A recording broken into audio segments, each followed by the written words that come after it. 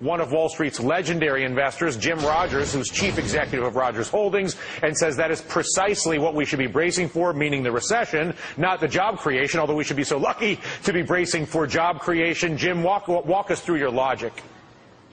I am delighted to see you, Dylan, and I'm very happy to hear you saying, my goodness, what are we wasting our time on some congressman about when the world is facing disaster here and abroad? We're the largest debtor nation in the history of the world, Dylan. We've got to do something about it. Greece is bankrupt. The rating agencies are right. They will not be able to pay. Somebody better be getting prepared, even if it's just the viewers of your network, getting ready to protect themselves. Let us talk about, A, how we got into this situation, individually and collectively, and then more importantly talk about how a rational group of adults would have a serious conversation about resolving it. I've got a little connect the dots graphic series that I prepared to sort of help people understand this, which basically begins with the creation of household consumer debt in the 90s and 2000 with the authorization of the government, the Clinton administration and everybody else, and the banks say, listen, make the credit easy, get it out there, it's good for us, it's good for them, and so we created piles of household debt, piles of institutional debt. In 2008, we watched that debt reveal itself and its instability in the banking system, total collapse, bailout, money printing, we know it. So the household was not held to account, or in some cases not to account.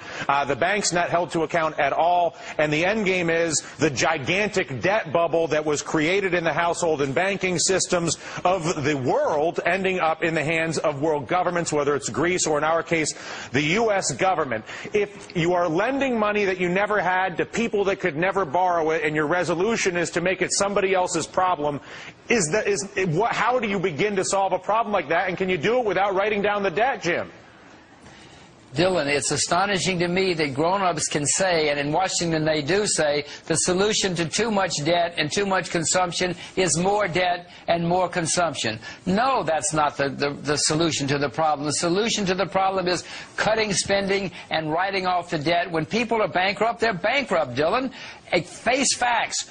Rewrite the debt. Start over again. It's painful. Of course it's painful. It's terribly painful. But pushing this out for another decade is going to be much, much worse painful. And when you look at history, Jim, and the amount of debt that was on the earth in the 1930s and the decision after World War II to restructure and write down debt globally, how important was that decision after World War II from the debt created in the 1930s to write down that debt? And could we have had the prosperity we had in the last century without doing that? That's what happened. Everybody wrote off the debts. They said we made some horrible mistakes. Now let's start over.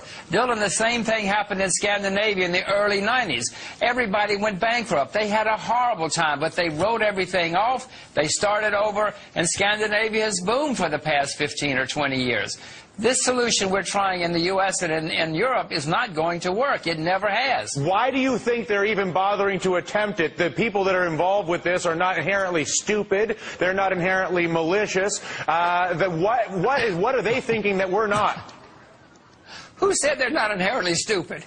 Well, I'm trying to give them the benefit of the doubt, Jim.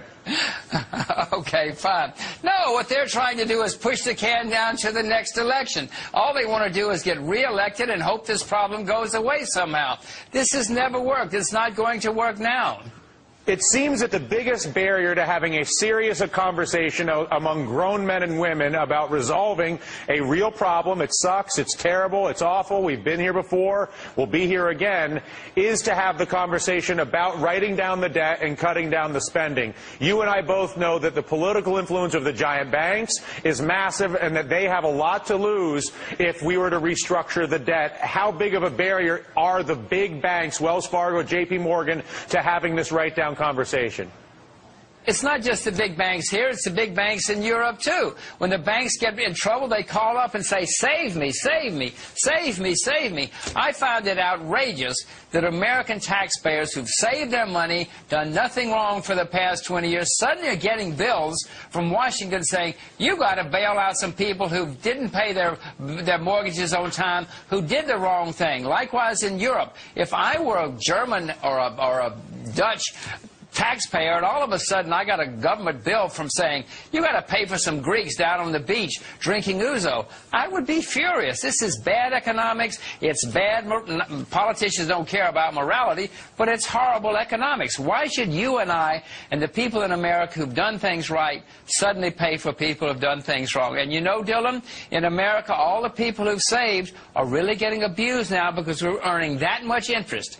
All the retirees who thought they'd have a lot of money on retirement are getting nothing to pay off some deadbeats. And the fact of the matter is the deadbeats in question are not just the individual borrowers who couldn't pay those loans, but are the actual giant banks who created the debt and are bonusing themselves without ever having the money in the first place. Absolutely, absolutely. Why should you and I bail out some guys on Wall Street so they can keep their Lamborghinis? Let them lose their Lamborghinis. It's not the first time people have gone bankrupt in history. The system will survive. We may hurt for a while, but let them lose their Lamborghinis. Yeah, listen, until we break the linkage between 40% of all political contributions coming from banks, that, I think, is really where we have to focus our attention, because it's hard to get a politician that'll do anything when they're getting 40% of their money from one group of folks. I got to get out of here, Jim.